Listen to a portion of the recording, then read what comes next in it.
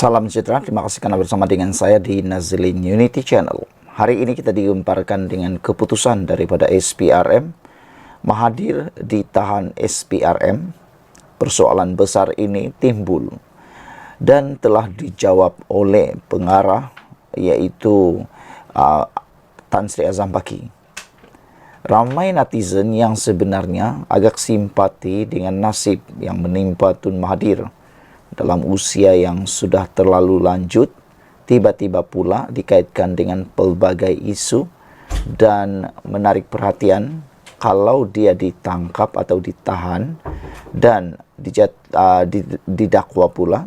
Ini pastinya akan mempengaruhi kesehatan beliau dalam pada usia yang terlalu tua. Mahathir ditahan SPRM itu tidak lagi. Kita tidak berhasrat untuk tahan beliau, kata Azam Baki. SPRM tidak berhasrat untuk menahan Tun Dr. Mahathir Mohamad berhubung isu pengisytiharan harta. Ketua Pesuruhjaya Tan Sri Azam Baki berkata, ia kerana siasatan terhadap bekas Perdana Menteri itu masih berjalan. Itu tidak lagi, kata beliau. Kita tidak berhasrat untuk tahan beliau, kata Tan Sri Azam Baki ketika ditemui pemberita selepas peluncuran strategi pembenterasan rasuah nasional 2024 hingga 2028 di sini hari ini. Sebelum ini, Azam memaklumkan negarawan itu antara individu yang disiasat berhubung isu pengisytiharan harta. Ekoran penyiasatan itu, kedua-dua anaknya juga diberi notis untuk mengisytiharkan harta dalam tempoh yang dinyatakan dalam notis di bawah Seksyen 36 Akta SPRM 2009. Pada 18 Januari lalu, SPRM meminta kedua-dua anak Dr. Mahathir Mirzan dan Tan Sri Mokzani mengisytiharkan segala aset alih dan tidak alih yang berada dalam pegangan sama ada di dalam atau di luar negara dalam tempoh 30 hari dari tarikh notis. Mokzani pula disiasat mengikut Akta SPRM 2009 dan Akta Pencegahan Pengubahan Wang Haram, Pencegahan Pembiayaan Keganasan dan Hasil daripada Aktiviti Haram 2001. Sementara itu ditanya mengenai tempoh kontrak perkhidmatannya disambung atau sebaliknya, Azam Baki enggan mengulas perkara itu sehingga tarikh kontraknya tamat. Walahum, saya tak mahu buat sebarang spekulasi. Kontrak perkhidmatan tamat pada masa sehingga 12 Mei ini, tarikh hari lahir, katanya. Azam dilihat dilantik semula sebagai Ketua Pesuruhjaya SPRM pada tahun lalu untuk tempoh selama setahun dan diperkenan oleh Yang di-Pertuan Agong Al-Sultan Abdullah Riayatuddin Al-Mustafa Bilal Shah. Sekian dulu untuk kali ini. Jangan lupa tinggalkan komen Anda, tekan butang subscribe. Kita jumpa lagi. Salam sejahtera, terima kasih karena bersama dengan saya di Nazilin Unity Channel. Seperti mana yang telah diramal oleh para penganalisis politik, pengikut-pengikut politik di Malaysia, mereka kata PN akan berpecah, bibit awal sudah bermula. Ramai yang tak setuju, ramai yang kata, kau cakap saja, sembarang cakaplah, tiada buktilah dan sebagainya. Kali ini benar-benar seperti yang kita cakap-cakapkan, kita ramal-ramalkan, akhirnya dilaporkan pula di Harapan Daily mengatakan bahawa PN bakal berpecah, bibit-bibit awal sudah mula kelihatan. Sebelum kita teruskan ulasan kali ini, sila juga tinggalkan komen Anda. Apa pula pendapat Anda? Adakah Anda juga dapat melihat? Adakah Anda juga setuju dengan kenyataan tersebut? Adakah Anda sudah dapat melihat tanda-tanda bahawa PN juga sedang berpecah dan bibit awal sudah bermula? Ditulis oleh Norman Rezwan daripada Harapan Daily. Kata beliau, saya mendapat maklumat dari sumber dalaman Perikatan Nasional dan luar bahawa hubungan PAS dan Bersatu tidak seperti dulu lagi. Puncanya pelbagai sebab, dan kerana itu PRK Kuala Kubu Bahru KKB dilihat pimpinan PAS tidak bersungguh-sungguh turun padang seperti lazimnya. Narasumber mengatakan ia sebenarnya kekecewaan pemimpin PAS Karena sudah menghampiri 2 tahun, harapan untuk menjatuhkan Anwar Ibrahim sebagai Perdana Menteri gagal. Malah dilihat menuju ke arah jalan buntu apabila Sultan Johor menjadi yang di-Pertuan Agong hari demi hari, ahli Parlimen PN semakin tertekan. Banyak projek atau peruntukan kawasan tiada, malah diberi terus melalui wakil penyelaras parti kerajaan. Lebih tertekan apabila gaji penjawat awam bakal menikmati kenaikan gaji 15% hingga 38%, yaitu kadar tertinggi dalam sejarah perkhidmatan awam negara, sekaligus akan memberi tekanan kepada kerajaan negeri. Rakyat di kawasan Parlimen Pembangkang mulai bising dan dikabarkan ada ahli parlimen yang takut untuk turun kawasan kerana tidak sanggup menerima cemuhan dari penduduk kawasan. Bercerita mengenai kemelut antara PAS dan Bersatu, kabarnya PAS berhasrat meletakkan calon di KKB, tetapi Bersatu tegas untuk meletakkan calon mereka.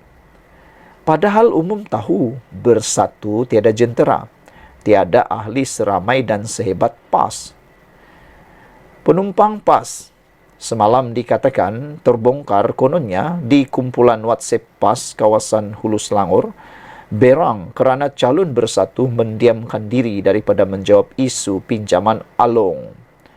Dari sumber yang lain turut memberitahu beberapa pimpinan sudah menunjukkan rasa tidak puas hati untuk terus mengikut Bersatu yang dianggap penumpang PAS dalam Perikatan Nasional PN.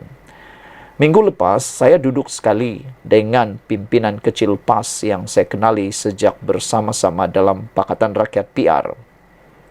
Katanya Bersatu ini sebenarnya bersama PAS pun tidak menambah, tidak bersama PAS tidak mengurang. Ini memang dah lama dah kita kata. Ramai sudah para penganalisis politik kata pun dah lama sudah kita cakap. Iaitu Bersatu ada pun sama juga PAS itu juga. Bersatu tiada pun itu juga PAS. Tiada Bersatu pun sama saja, ada Bersatu pun sama saja. Tiada nilai tambah, tiada nilai tolak. Begitulah.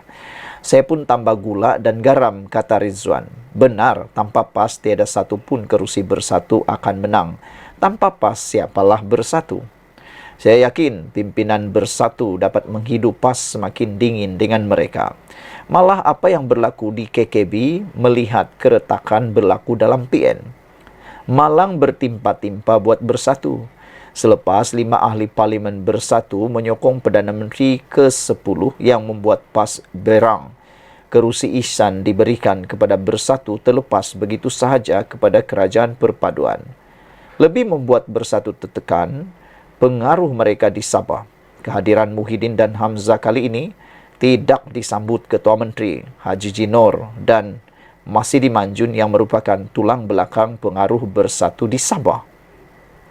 Di ruangan komen, rata-rata rakyat Sabah mencemuh Bersatu. No Bersatu now, kami GRS.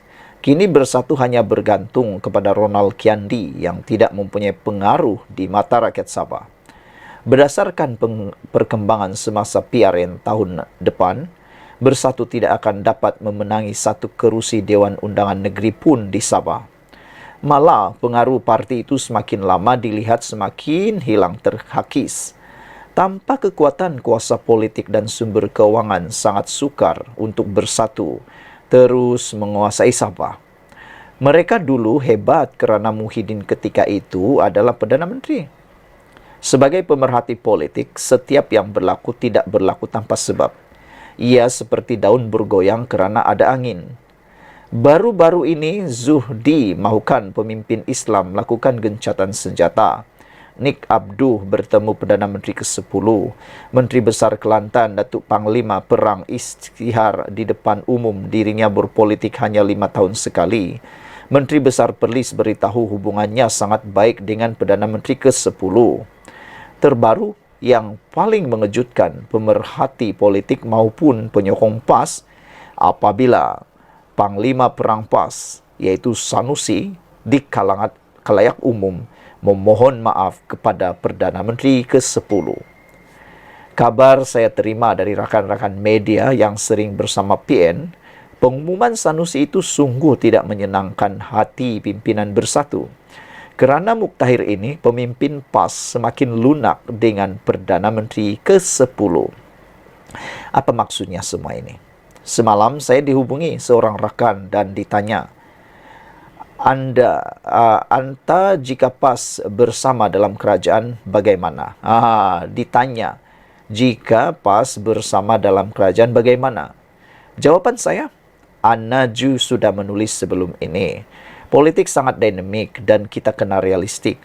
Saya berjuang sanggup tinggal anak isteri bukan nak cari projek tapi untuk reform negara ini. Untuk masa depan anak cucu, negara ini mesti dipimpin pemimpin yang bencikan rasuah. Jika PAS mau bersama-sama, apa salahnya? Bukan tidak biasa lawan jadi kawan, kawan jadi lawan. Jika PAS mahu bersama-sama untuk melakukan perubahan dan menyelamatkan negara ini, ahlan wasalan. Seperti kata Zahid Hamidi, maafkan saya, seperti kata Zuhdi, think tank PAS. Perlu gencatan senjata jika kita sayangkan negara. Ketepi permusuhan dan kita fokus pulihkan negara ini. Nak kira dendam, amarah, salah mereka, itu bukan politik. Itu masalah peribadi. Biarlah Muhyiddin, Azmin, Ali dan Hamzah, yang ketiga-tiga mereka ini khianat pada parti masing-masing, tunjuk kehebatan. Kita mahu tengok di mana kekuatan Bersatu tanpa PAS. Anak kata, jika ia berlaku, Bersatu akan terus jadi. Semangat 46. Sekian dulu untuk kali ini. Jangan lupa tinggalkan komen Anda. Tekan butang subscribe. Kita jumpa lagi. Bye-bye.